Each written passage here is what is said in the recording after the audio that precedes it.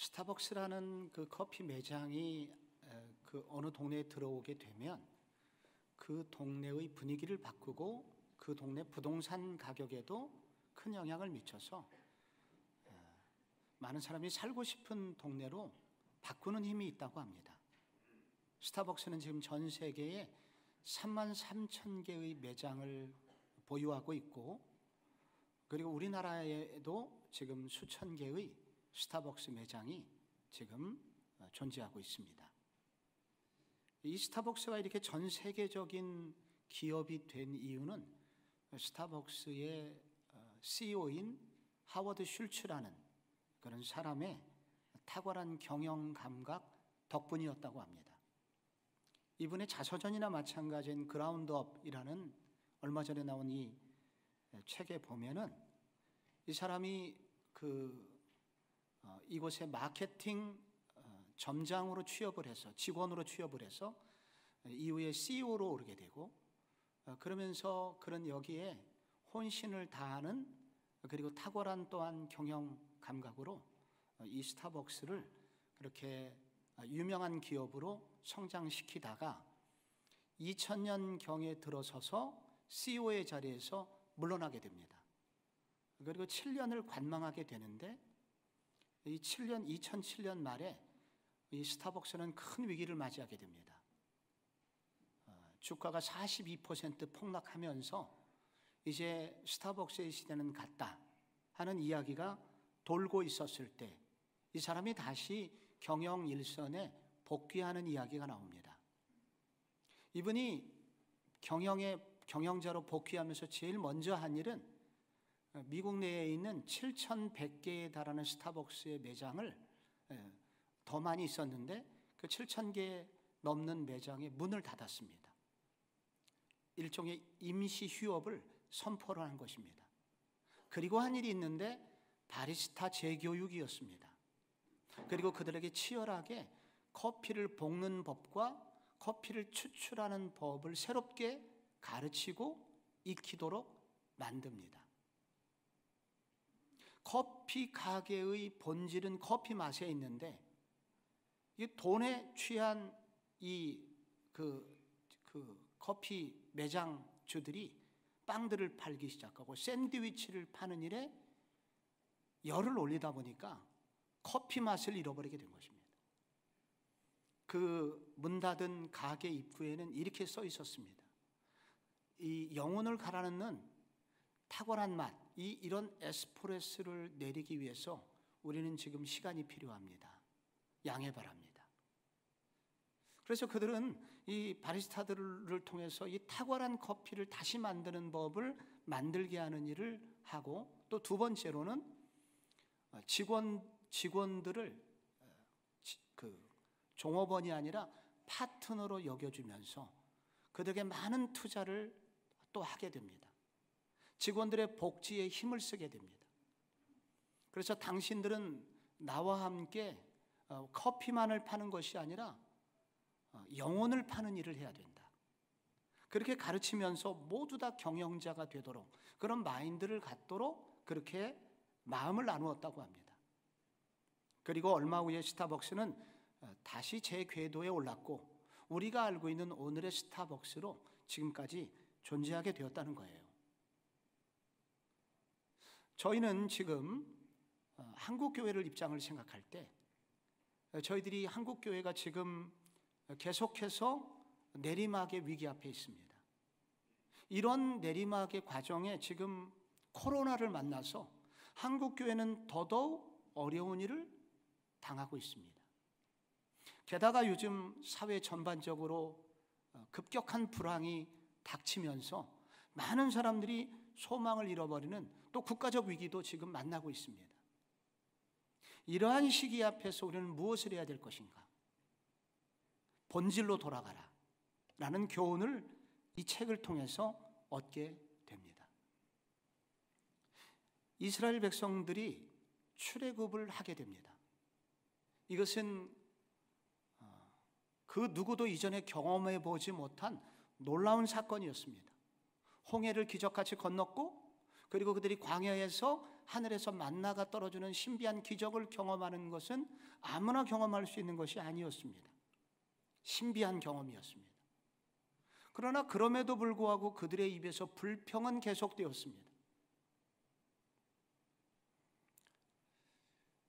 그들이 받은 구원이 얼마나 값진 것이고, 그리고 구원받은 백성은 어떻게 살아야 되는지 그들은 아직은 알지 못했기 때문입니다. 하나님은 그들을 신의 산 앞에 세웁니다. 그리고 거기서 1년간을 머물게 하십니다. 왜 그렇게 하셨습니까? 거기서 하나님은 이스라엘 백성들과 언약이라는 것을 맺습니다. 소위 신의 산 언약이었습니다. 신의 산 언약이란 이스라엘 백성들과 하나님이 결혼을 하는 것입니다. 결혼식이죠. 혹은 입양식을 하는 것입니다. 그렇게 언약을 맺은 후에 하나님은 그들에게 십계명을 선물로 주십니다. 이 십계명 안에는 그들이 받은 구원이 무엇인지, 그리고 구원받은 백성은 어떻게 살아야 되는지에 대한 핵심적인 내용이 여기 들어 있습니다. 그래서 이 십계명은 모든 신앙인의 기본 정신, 기본기가 여기 들어 있는 것이죠. 하나님은 이스라엘 백성들에게 빨리 가는 것보다 더 중요한 것은 이 신의 산 앞에서 잠시 머물면서 너의 신앙의 기본이 무엇인지, 신앙의 초석을 놓기를 원하셨습니다. 그래서 십계명을 주셨고, 그리고 오늘은 그중 3계명을 묵상하고자 합니다. 오늘 세 번째 계명은 무엇입니까? 7절에 보면 너는 내 하나님 여호와의 이름을 망령되이 부르지 말라.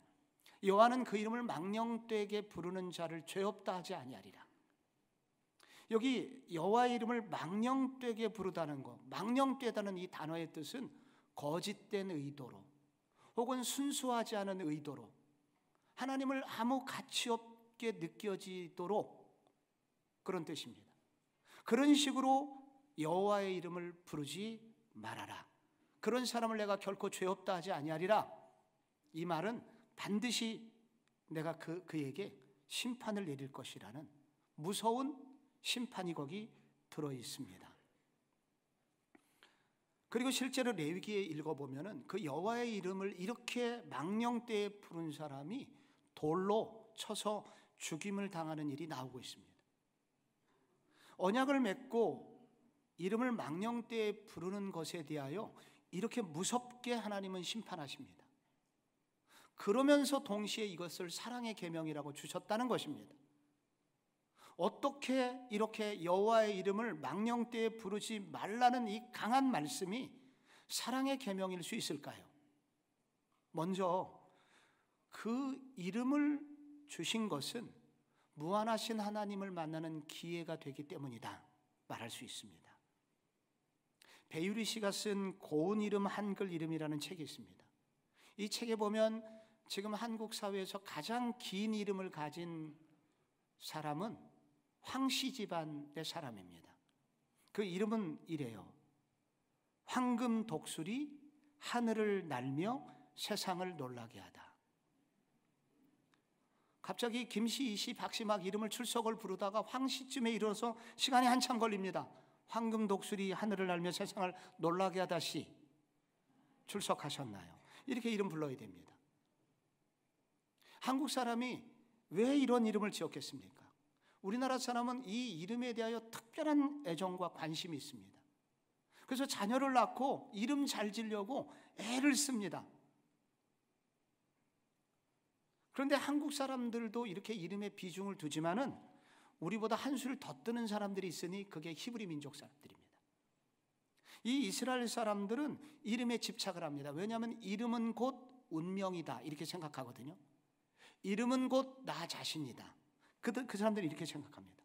그래서 이름을 바꾸어서라도 현재의 삶하고 나하고 맞지 않으면 이름을 개명해서라도 자기를 표현하기를 원하는 사람들이 히브리 사람들입니다. 그래서 원래 아브라함의 이름이 아브람이었잖아요. 아브람, 한 가정의 아버지. 그런데 하나님의 꿈은 열국의 아버지가 되기를 원하셨기 때문에 그 이름을 아브라함이라고 해라 이렇게 계명을 해주셨습니다. 모세는 물에서 건짐을 받은 자라는 뜻이거든요. 근데 모세는 어떻게 살았습니까? 결국은 이스라엘 백성들을 애굽의 바로의 노예로부터 건졌죠. 건져내서 구원받게 하였습니다. 이름은 곧 그 사람이었던 것입니다. 엘리야도 마찬가지입니다. 엘리야는 엘 하나님, 리 나의, 야 여호와의 준말인데 나의 하나님은 여호와시다. 그런데 다른 사람들은 바알도 하나님이라고 믿는 사람들이 있었어요. 평생 엘리야는 바알 신을 믿는 사람하고 서로 대적하여 싸우고, 그리고 평생 그는 그래서 홀로 외롭게 여호와만 섬기는 그런 삶을 살게 되죠. 이름은 곧 그 사람이며 운명이었고, 그리고 이름은 곧 그의 미래였던 것입니다. 그래서 이 성경에 이름이 나오는 것은 매우 중요한 것이라는 거예요. 그런데 오늘 본문에 하나님은 당신의 이름을 소개하고 있습니다. 나의 이름은 여호와다. 이 부분을 이 성경을 읽는 히브리인들 첫 번째 독자는 매우 관심을 갖고 읽게 되는 것입니다. 이름이 중요하기 때문에. 여호와라고 하는 이 말은 이 출애굽기 3장부터 나옵니다. 3장에 자세히 나오는데, 여호와라는 이름은 나는 스스로 있는 자다 라고 표현하는데, 이 스스로 있는 자로부터 여호와라는 바로 이름이 나오게 됐다는 거예요. 그런데 이 여호와라는 이름은 원래, 여호와라는 단어는 원래 없었습니다. 딱 한 글자, 동사, 그것도 비동사. 비동사 그러면 영어에서 이제 매우 가장 단순한 단어 아니겠습니까? 그래서 스스로 있는 자다, 그럼 그걸 읽어보면은 I am that I am인데, that은 일종의 접촉사 역할이니까 저 빼고, 그 다음에 I am이 나오는 것입니다. 히브리어는 I는 없고 am이라는 동사만 있어서 동사 안에 이 주격 주어가 들어있거든요. 그래서 히브리어로 딱 하야라는 그 비동사 하나만 딱 나와 있는 것입니다. 나는 존재한다. 하나님의 이름을 소개하는데 나는 존재한다 라고 끝. 내 이름은 그렇다 라고 당신을 소개하십니다. 나는 존재한다. 도대체 이게 무슨 이름이 될까? 켈빈 신학교의 강영한 교수는 이 부분을 이렇게 설명했습니다. 지구상에 있는 인류는 스스로 자신을 나라고 할 수 있다. 모든 사람은 나죠. 내가 아프면 대신 상대방이 아파줄 수 있는 게 아닙니다. 목이 마르면 내가 물을 마셔야지 다른 사람이 물 마신다고 해서 내 가람이 해결되는 게 아닙니다. 내가 졸리면 내가 자야지 남이 자주면 잠을 대신 자줄 수가 없는 거죠. 그런데 이 지구상에 살고 있는 나라는 사람들은 어떻게 만들어졌냐면 부모로부터 만들어졌습니다. 부모님이 있었기 때문에 내가 있었고, 그리고 태어날 때 산부인과 의사와 간호사의 도움으로 태어났습니다. 의회사 덕분에 우리는 성장할 수 있었고, 선생님 덕분에 글자를 알고 지식을 넓혀가서 지구상에 있는 사실은 나라는, 모든 나는 의존적인 존재다. 우리 전부 다 의존적인 존재, 누구 덕분에 다 오늘 우리가 이렇게 된 것입니다. 그런데 이 지구상, 이 우주에 유일하게 누구의 덕분에가 아니라 누구의 도움을 받지 않고 원래부터 계신 분이 계셨으니 그분이 스스로 있는 자, 그분이 여호와 하나님이라는 것입니다. 그래서 존재의 근원, 그래서 그분으로부터 모든 것이 나온 거예요. 그래서 그분이 온 우주를 창조하신 창조주가 되십니다. 만물이 그분 때문에 있었고 인간도 그분에 의해서 만들어지게 된 것입니다. 그런데 바로 이 대목에서 하나님은 자신의 이름을 소개하고 있습니다. 왜 소개하겠습니까? 이름은 곧 존재라고 그랬죠. 그래서 당신의 이름을 알려줌으로써 내가 어떤 존재인지, 내가 어떤 성품을 가지고 있고, 그리고 내가 어떤 능력을 가지고 있고, 그리고 내가 무엇을 원하는지를 자기 백성들이 알기를 원하셨다는 말이에요. 그래서 이 무한하신 하나님을 알 길이 없는데 바로 하나님께서는 이름을 알려주심으로써 무한하신 이 하나님을 우리로 하여금 알고 느끼고 교제하고 그 생명까지 함께 누릴 수 있는 길을 열어주신 것, 그것이 바로 이름을 알려주는 것으로부터 시작했다는 것이니 이것이 어찌 사랑이 아니겠습니까? 사도행전 17장에 보면은 바울이 아테네라는 곳에서 전도할 때 많은 우상이 있었는데 그리스 사람들이 얼마나 많은 우상을 섬기고 있는지 어떤 우상 앞에 가보니까 알지 못하는 신이라고 써 있었습니다. 여러분이 알지 못하는 신에게 절을 하고 있더이다. 무엇인가 이 신을 안 섬기면 저주를 받을 것 같은 두려움 때문에 섬기기는 하는데 이름을 알 수가 없어요. 그러니 이 신이 무슨 생각을 하고 있는지, 이 신이 무엇을 좋아하는지 알 길이 없어서 늘 두려움에 빠져 있다는 것입니다. 그래서 신이라고 하더라도 이름을 알려주지 않는 신은 우리에게 공포감을 주죠. 그런데 하나님은 당신의 이름을 알려주십니다.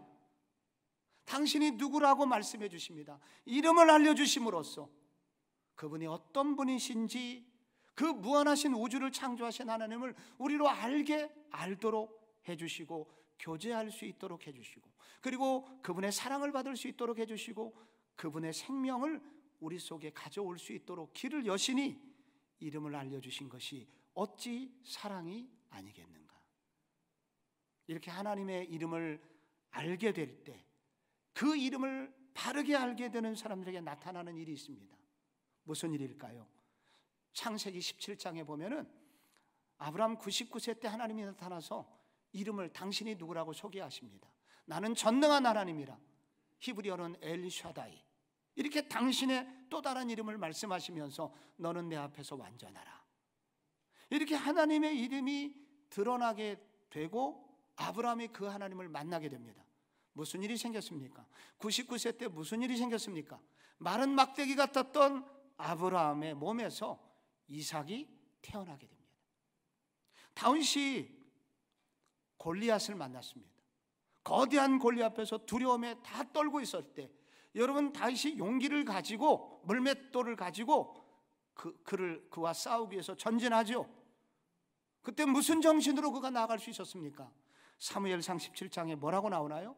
너는 칼과 단창으로 내게 나오거니와 나는 만군의 여호와의 이름으로 내게 나아가노라.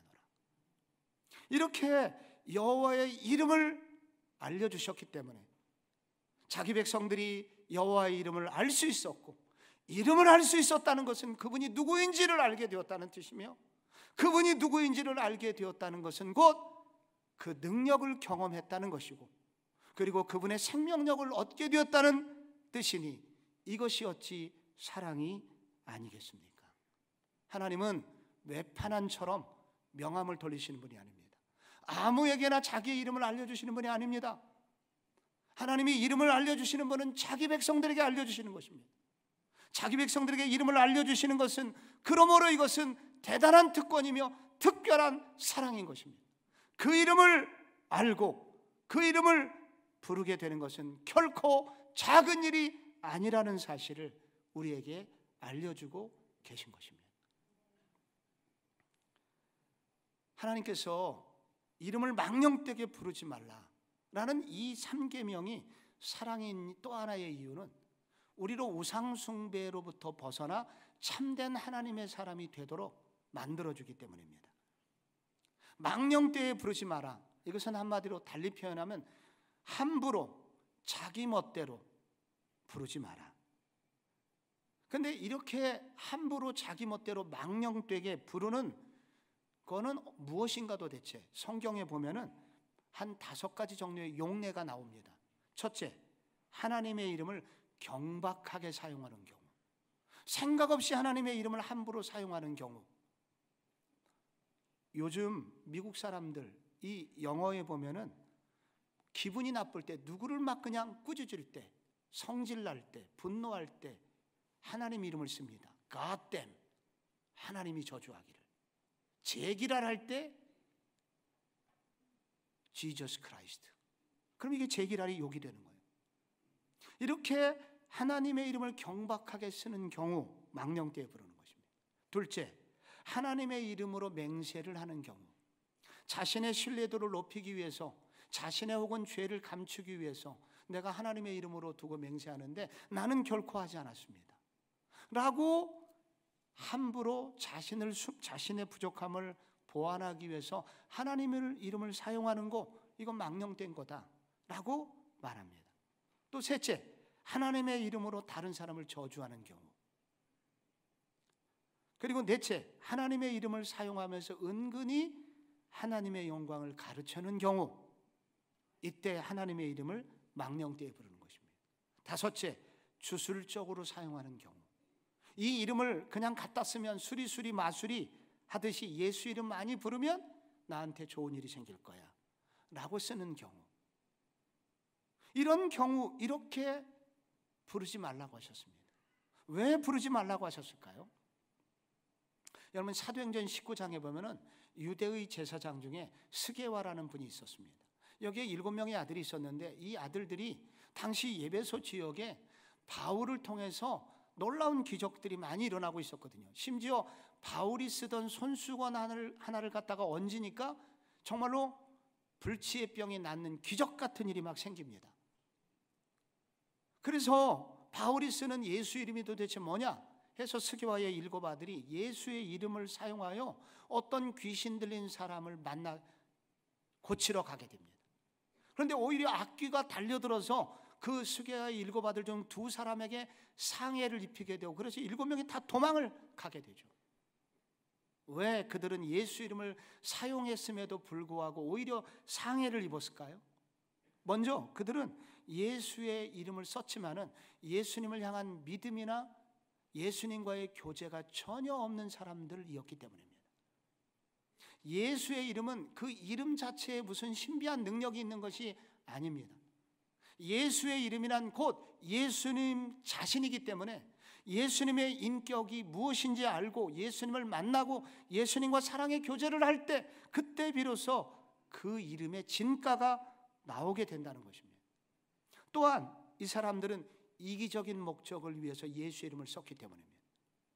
이들은 자신의 목적 달성, 자기들이 유명해지기 위해서, 좋은 제사장이라는 인정을 받기 위해서, 그래서 예수님을 자신의 목적 달성을 위한 도구로, 예수를 수단적으로 썼다는 것입니다. 경배받으셔야 될 그분의 이름을 자신의 욕심을 채운 일에 썼다는 것입니다. 이것을 무엇이라고 하는가? 우상숭배라고 합니다. 교회를 다니고 이 유대인들이었단 말이죠. 하나님을 알았지만은, 그러나 그들은 하나님을 알면서도 바로 이방 종교인들이 하고 있는 짓을 한 거예요. 바로 우상숭배의 일을 한 것입니다.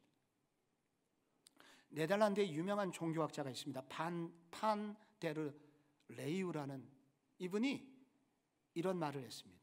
참 종교는 섬기는 것이고 주술은 지배하는 것이다. 그래서 종교가 타락하면 주술이 된다. 이게 무슨 말이냐면은, 주술적으로 하나님의 이름을 막 사용하는 것은 하나님이나 예수님도 조종해서 내 맘대로 내가 원하는 것을 쓰기 위해서 막 수단화한다는 거예요.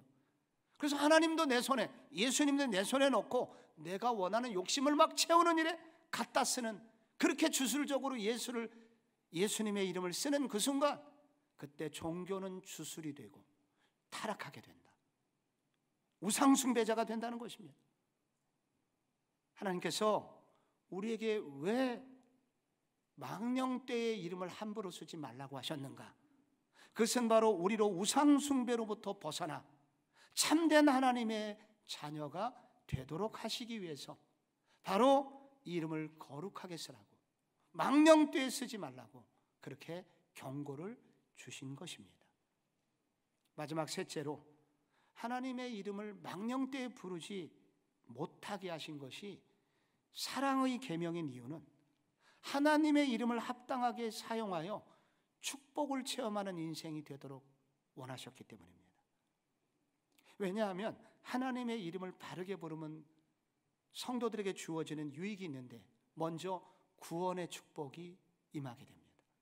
하나님의 이름을 바르게 알고 그리고 바르게 부를 때 구원을 받게 됩니다. 마가복음 6장에 제자들이 갈릴리 바다를 건너가고 있었습니다. 밤이었습니다.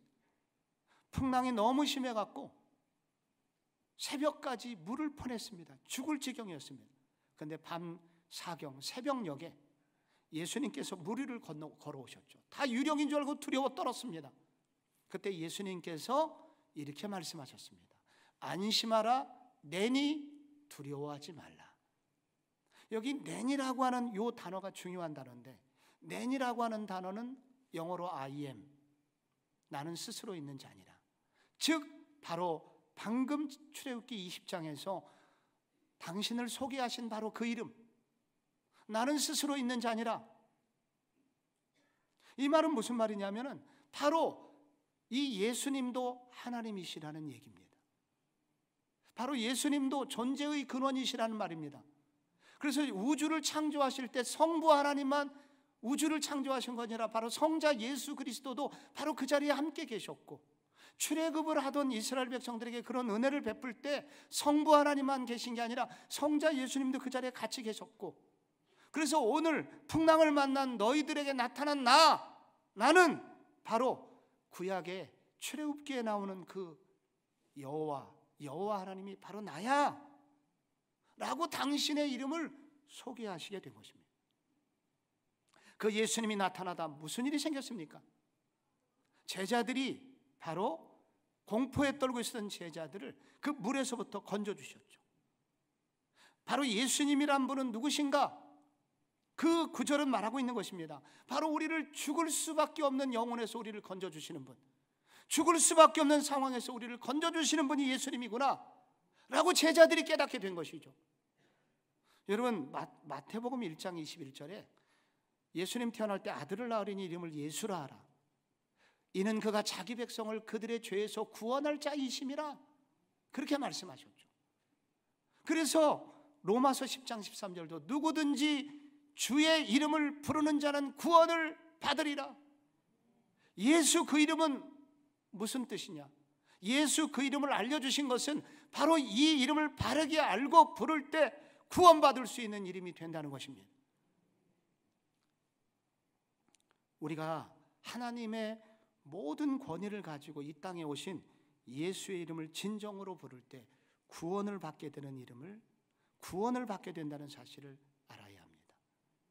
우리로 하여금 하나님께서 이 구원의 능력을 체험하도록 하나님께서 우리에게 신앙생활하는 우리들에게 주신 그 방법이 있는데, 그것이 바로 기도라는 것입니다.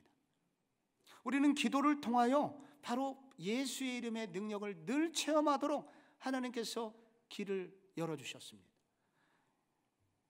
요한복음 16장 24절에 보면은 지금까지는 너희가 내 이름으로 아무것도 구하지 아니하였으나 구하라 그리하면 받으리니 너희 기쁨이 충만하리라 약속해 주셨습니다. 바로 우리는 예수 이름으로 바로 누군가를 위하여 구원받도록 기도할 때 하나님께서 그 영혼을 구원해 주신다는 약속을 여기 하고 있는 것입니다. 그리고 예수의 이름으로 우리를 이 풍랑으로부터 건져주소서라고 기도할 때 예수님께서 우리를 건져주신다는 것입니다. 바로 예수 그 이름은 구원의 이름인 것입니다. 그러므로 사랑하는 성도 여러분, 여러분의 기도 중에 이 예수의 이름을 바로 알고 그리고 이 예수의 이름을 바르게 불러서 구원의 능력을 체험하시기를 바랍니다. 그리고 누군가를 위하여 구원시켜달라고 기도하여 그 영혼도 구원받을 수 있는 기회를 얻도록 바로 예수의 이름을 그렇게 부르시기를 바랍니다. 여러분, 또 하나의 축복이 있습니다. 하나님의 이름을 바르게 부를 때 예배자가 받는 복을 받습니다. 출애굽기 20장 24절 이 부분을 한번 같이 읽어볼까요? 내게 시작. 내게 토단을 쌓고 그 위에 내 양과 소로 내 번제와 화목제를 드리라. 내가 내 이름을 기념하게 하는 모든 곳에서 내게 임하여 복을 주리라. 아멘. 앞에 토단을 쌓고 소 양을 잡고 번제 화목제 드려라, 예배 드리라는 얘기죠. 근데 그 예배 드리라는 말하고 똑같은 이 반복이 나오는데 내가 내 이름을 기념하는 모든 곳에서 복을 주리라. 예배는 무엇인가? 내 이름을 기념하는 것입니다. 하나님의 이름을 기념하는 게 예배입니다. 여러분, 하나님의 이름을 기념한다는 것이 무슨 뜻이겠어요? 이 출애굽 백성들, 출애굽기니까 이게 무슨 뜻이겠어요? 하나님이 그동안 나에게 하신 일이 무엇인지를 생각하는 것입니다. 하나님이 내게 어떤 일을 행하셨는지 생각하는 것입니다. 그걸로 끝내지 않고 그렇게 나에게 행하신 그 구원을 행하신 그 주님을 높여드리는 것입니다. 찬양하는 것이죠. 이렇게 하나님의 이름을 높이고 하나님의 이름을 찬양하는 자에게 하나님이 주시는 것이 있는데, 바로 그곳에서 내게 임하여 복을 주리라. 하나님의 임재가 있을 것이고, 그리고 하나님이 가지고 계신 가장 좋은 것을 주시겠다고 약속하고 계신 것입니다. 그래서 우리가 하나님의 이름을 바르게 알고, 그리고 예수의 이름을 바르게 알고 그분을 높이고 찬양할 때 일어나는 일이 있는데, 그 순간 바로 하나님이 우리에게 강림하시며 하나님이 임재하시며, 그래서 하나님이 가지고 계신 가장 아름다운 것들을 우리에게 주시는, 그래서 예배자가 받는 이 복을 받을 수 있음을 말해주고 있습니다. 저는 한 10수년 전에 저와 함께하던 제자훈련생 여자 집사님이 심각한 우울증 환자였었습니다. 그런데 이분이 제자훈련을 받고, 그리고 조금 더 지났을 때 이분이 그 무서운 우울증으로부터 벗어나게 되었습니다. 정말로 이것은 놀라운 일이었습니다. 왜냐하면 아무리 약을 먹고 아무리 노력을 해도 이 우울증이라는 것은 쉽게 벗어날 수 있는 것이 아니기 때문입니다. 제가 그 집사님께 물었습니다. 어떻게 그 무서운 우울증으로부터 이만큼 회복될 수 있었습니까? 그분이 하시는 말씀이, 목사님, 저는 모든 예배에 참여했습니다. 교회에서 예배란 예배는 전부 다 참여했습니다. 집회라는 집회는 전부 다 참여했습니다. 근데 그 집회 예배에 참여하면 무슨 일을 하시나요? 주로 대부분 하는 일이 찬양하는 일이죠. 앞에. 우리도 예배 15분 전부터 찬양을 하지 않습니까? 15분간. 그리고 기도하는 일을, 그리고 말씀을 듣고, 이것이 바로 예배죠. 근데 이렇게 예배를 드리다 보니까 무슨 일이 생겼냐면, 먼저 쓸데없는 생각을 하지 않게 되었다. 가능한 예배를 드리다 보니 쓸데없는 생각을 하지 않고 예배를 드리게 되었다. 둘째, 말씀을 듣다 보니까 새로운 시각이 자꾸 생기더라. 나는 부정적으로 생각하고 슬프게만 생각했던 일이, 그게 슬픈 일이 아니었고 더 좋은 일이 될 수 있겠구나. 하나님이 함께 하시면 바꿔주실 수 있겠구나. 자꾸 생각이, 긍정적인 생각이 들더라는 거예요. 그리고 하나님을 찬양하다 보니까 그 찬양의 가사들이 전부 다 예수, 하나님, 성령님, 그분이 어떤 분이신지가 드러나서 그분의 아름다움을 자꾸 찬양하다 보니까 나도 모르게 그분의 아름다움이 내 것이 되더라. 그래서 그것이 당장 일어나는 일은 아니지만 그것이 쌓이던 어느 날 내가 그 무서운 우울증으로부터 벗어나게 되었습니다. 사랑하는 성도 여러분, 우리가 예수의 이름을 바르게 부를 때, 예수님이 내게 행하여 주신 일, 지난 한 주간, 지난 한 달, 지난 1년 내게 무슨 일을 행해 주셨는지 기억하고 그분이 하신 일로 인하여 그분을 높이고 찬양할 때, 하나님은 이와 같이 임재하셔서 우리의 깊은 문제까지 해결해 주시는 분이십니다. 이 예배자의 복이 여러분의 것이 되기를 바랍니다. 또 하나, 마지막으로 하나님의 이름을 높이게 될 때 무슨 일이 생기냐면 가장 존귀한 삶을 살도록 만들어 주십니다. 망령됨의 반대는 거룩해지는 것입니다. 망령되게 부르지 말라, 이 말은 하나님의 이름을 거룩하게 불러라. 하나님의 이름을 거룩하게 부르는 자는 반대, 오늘 성경에 나오는 반대의 복을 받게 된다는 그런 이야기입니다. 그런데 이 하나님의 이름을 거룩하게 부르는 자는 결국 하나님을 닮게 돼서 가장 거룩하고 존귀한 삶을 살게 만들어준다는 거예요. 주기도문에도 보면은 하나님의 이름이 거룩해지도록 기도합니다.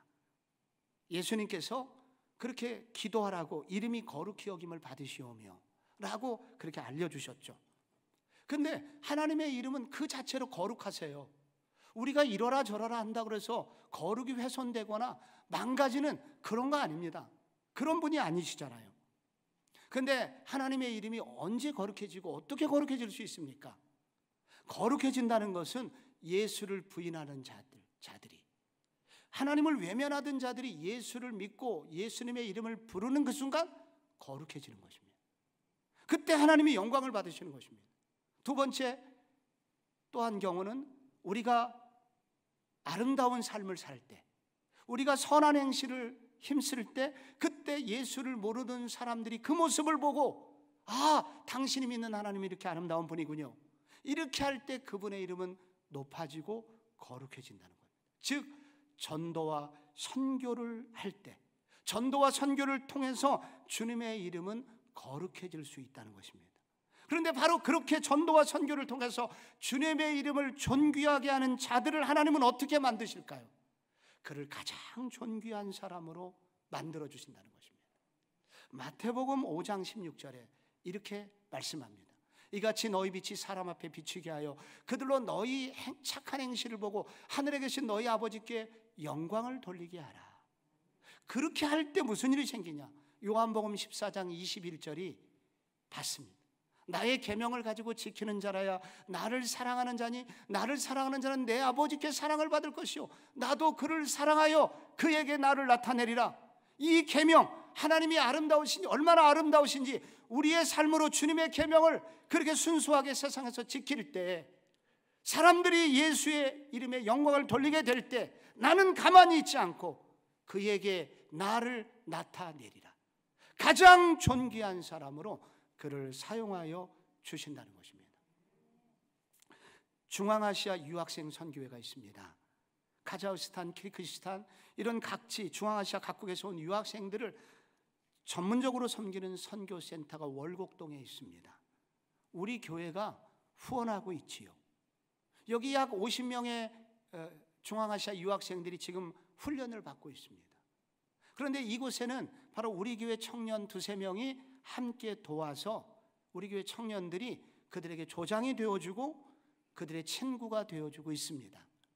그래서 개중에는 벌써 우리 교회 전도가 돼서 그 외국인인데 우리 교회 청년부 멤버가 된 분도 있습니다. 그런데 이렇게 이분들에게 이런 일이 일어나게 된 이유 중에 한 가지는 바로 우리 교회 청년 그 소수의 몇 명이 이들의 친구가 되어 주었기 때문에 가능했던 것입니다. 우리 교회 그 청년 중에, 그 조장님 중에 와플 가게 점장님이 있는데 이 청년이 그 키르기즈스탄에서 온, 그 중앙아시아에서 온 청년의 친구가 되어 주었습니다. 그리고 그의 어려운 사정을 보고 자기의 가게에 소개를 해서 그래서 함께 일하도록, 알바를 하도록 도와주었습니다. 그러면서 그가 필요한 모든 것을 도와주는 일을 적극적으로 하는 과정에서 이 친구는 예수를 알게 되었습니다. 그리고 교회를 나오게 되었고 지금 훈련을 받게 되었습니다. 스탄자 되려가는 곳의 모든 나라들은 전부 다 이슬람 국가들입니다. 그의 부모들, 날 때부터 그는 이슬람 교도였었습니다. 그러나 우리 교회 그 청년의 신실한 반응 때문에 그런 기독교에 대해서 호감을 가지게 되었고 예수를 알게 되었고 이번에 수련회에 함께 참여하게 되었고 유학생 수련회 곧 있습니다. 그래서 그가 기독교인이 이미 되었고 더 깊은 신앙인으로 발전하고 있습니다. 여러분, 그 순간 그 유학생의 입에서, 이슬람 교도의 입에서 바로 예수의 이름이 영광을 받는 순간입니다. 예수님의 이름이 거룩해지는 순간입니다. 그렇다면 바로 그렇게 되도록 쓰임받았던 그 청년을 하나님은 어떻게 여기실까요? 그 자체로 하나님의 자녀됨을 증명한 셈이니 그 자체로 이미 존귀한 청년입니다. 그리고 그런 청년을 하나님이 책임져 주실 인생이기에 그 청년의 인생은 참으로 복받은 인생이라고 할 수가 있습니다. 하나님의 이름을 망령되이 부르지 않도록 계명을 주신 것은 우리를 사랑하시는 하나님의 배려입니다. 그분 하나님의 이름을 알려주심으로 그분이 얼마나 아름다우신 분인지 알려주신 것은 바로 우리만이 누릴 수 있는 특권임을 알아야 하며, 그리고 우리로 하여금 그렇게 하도록 한 것은 우상숭배로부터 벗어나 진실된 성도가 되도록 도와주시는 일이며, 그리고 예배자가 받는 임재의 복을 받도록 하신 일이니 이것이 어찌 사랑이 아니겠습니까? 여호와의 이름을 망령되이 부르시는 대신 여호와의 이름이 거룩해지는 일에 쓰임받는 모든 성도님들이 되시길 바랍니다.